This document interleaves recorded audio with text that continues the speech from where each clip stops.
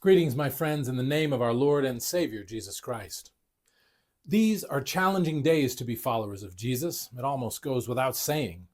Across this nation and around the world, we are living through times of deep uncertainty. Our political life in the United States is divided and angry. Questions are being raised about the very nature of our democracy, about the power of the presidency, the role of Congress and the courts, and whether we, the people, can still trust one another to share common facts and seek the common good. Our government is once again shut down, and of course that's happened before, but this time it feels different because finding common ground no longer even seems to be a goal. Our economy feels fragile. There are families who are anxious about work, health, and security. Federal aid is being cut for those who hunger, and many are turning to churches and food banks just to make it through the week, while the stock market is raging and those with significant wealth are making lots of money. Wars rage across the world. In Gaza, there is a fragile peace and great suffering. In Ukraine, the war still rages, and nuclear testing has begun again in both Russia and the United States. Here at home, we are struggling over immigration. For generations, we've called ourselves a nation of immigrants, and yet now, thousands are being deported while others who have followed the law in seeking asylum find themselves detained or trapped in fear. Here in this diocese, many of our neighbors, even members of our congregations who have lived here for decades but never became citizens, are finding themselves living in fear. Fear of the very government of the country they have called home for most of their lives. We have long called for sensible immigration reform in the Diocese of the Rio Grande, for a policy that makes moral sense, that can tell the difference between those who cross the border to traffic in drugs or guns or human beings, and those who cross seeking safety or a chance to work and raise their families. But now, it feels as though the very rules of the game are being rewritten, and even those who have abided by the law are finding themselves punished under new rules, afraid of being taken off the street by masked men. There is a deep uncertainty about who we are and what we represent as the United States of America today. For some, these changes are long overdue. For others, it feels as though the country they love is betraying its own long-held values. And as people with such wildly different visions of this nation, as we look at one another across the divide, we can feel a lot of anger and fear, and there's a temptation to meet that fear with violence or plugging our ears to not hear the other one. At the same time, creation itself is groaning. Across our diocese, we've seen wildfires, floods, and droughts, signs that we must become better stewards of God's creation. Here in New Mexico and far west Texas, people are eagerly adopting renewable energy, solar and wind turbines, knowing that burning fossil fuels can't last. While others are emphasizing our current need for oil and gas and the jobs it provides, here too we must find common ground, including conserving our resources for the future. Looking at all that's happening in the world today, it seems to me that at the heart of many of our moral decisions is a simple but profound tension between doing what is best for me right now and doing what is best in the long run for creation, for our children and our children's children, and for the generations yet to come. We are called by God to be good stewards of creation, to plant trees whose shade we may never sit under, to build a world that outlives our comfort, to choose what sustains life, even when it costs us something in the present. The world feels unsettled, and many people now are searching for something steady and something true. In the midst of all this division, our Episcopal Church is one of the few places left where Republicans and Democrats gather each week to pray together and share the Holy Eucharist. In our church, we regularly find ways not just to live together in our differences, but to actually love one another and work together for our common values. Our world today needs our church and the promise and hope which we embody. The Episcopal Church exists to remind us of our Creator and to proclaim that God has made this world in love and that we are entrusted to care for it and for one another. Jesus taught us to love our neighbor and even to love our enemies. And the church is here to teach that love and embody it, to practice that love in our community. When you drive into any town, you often see steeples or towers with crosses on them with the Episcopal Church shield outside, architectural reminders of what truly matters in this life on earth. The Episcopal Church exists to remind people of those deeply held common values, to provide moral guidance and wisdom, and to offer pastoral care and welcome when no one else will. Not long ago, one of our new deacons asked me about wearing the clergy collar, when to wear it and when not to. His question took me back to what I learned in seminary in England more than 30 years ago. A friend of mine, a chaplain in the British Navy, once told me that chaplains in the British Navy have no rank.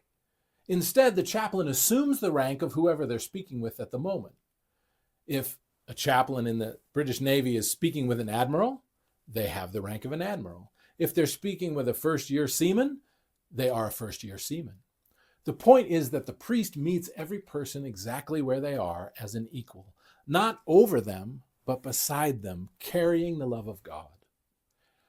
That is what I think the world needs right now. Priests like that. People who show up in the name of Christ, not to judge, but to walk with, not to control, but to care, to bring wisdom and love. Every town and neighborhood needs somebody who will meet you where you are with the love of God and stay with you through the ups and downs of life. Someone who will come to see you in your hospital bed or sit with you when you enter hospice care. Someone you can call when you're trying to make a hard decision. Someone who will take an interest in your family and remind you of what really matters. Who will help you discern right from wrong, not by condemnation, but in love. In our Episcopal tradition, we speak of the cure of souls. Cure being an old word for care. Clergy exists to care for our souls, to meet us where we are with God's love, so that we may know that we are loved and live out that love in love for our neighbors. And the world especially needs priests like that today. So many people have been hurt by religion or fear that the church only seeks to control their lives or wants their money.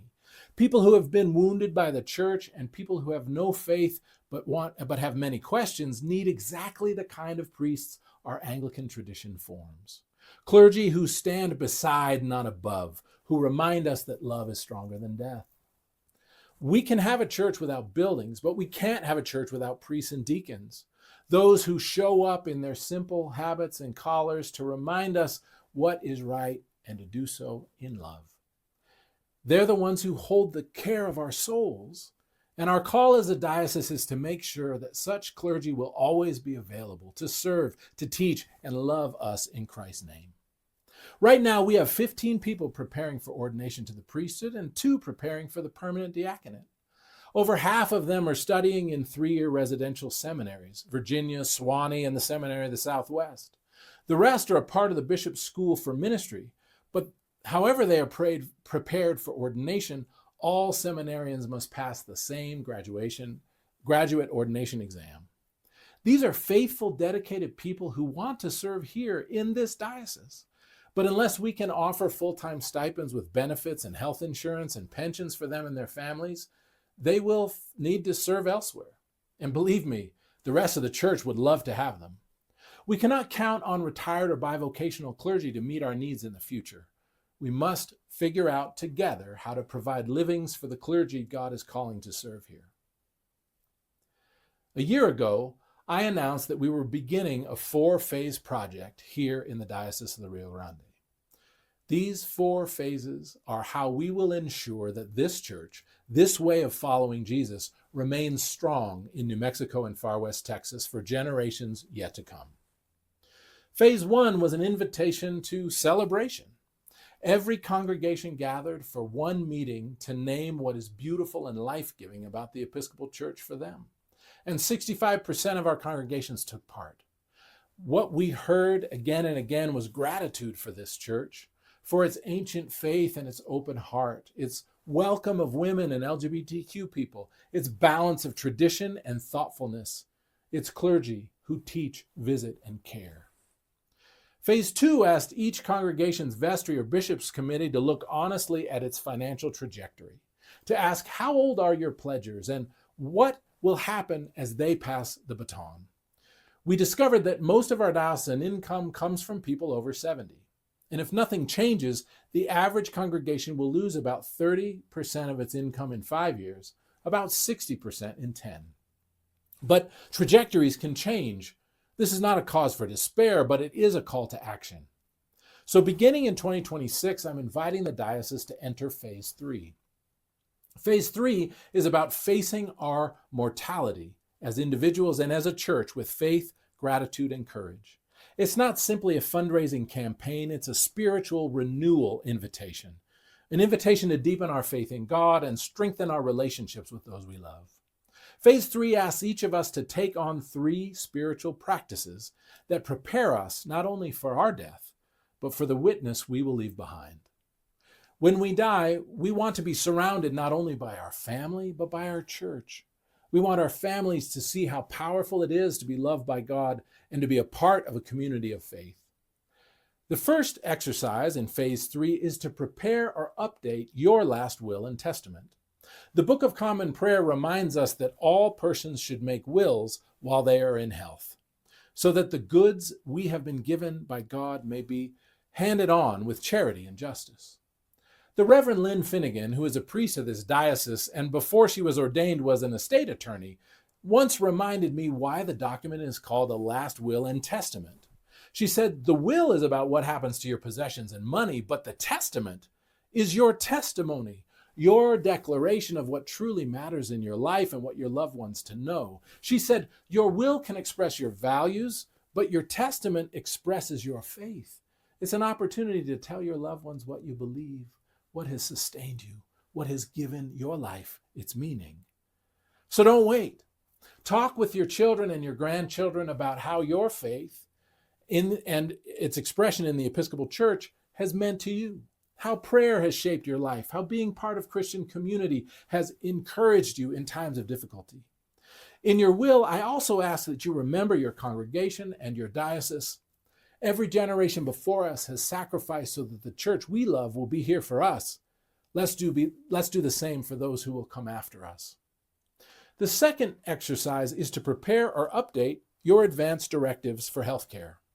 This is not merely a legal form, it's a spiritual practice, a declaration that your life in every season belongs to God.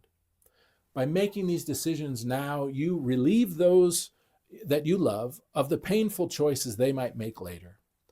And you assure them that even in suffering, your trust is in God's mercy.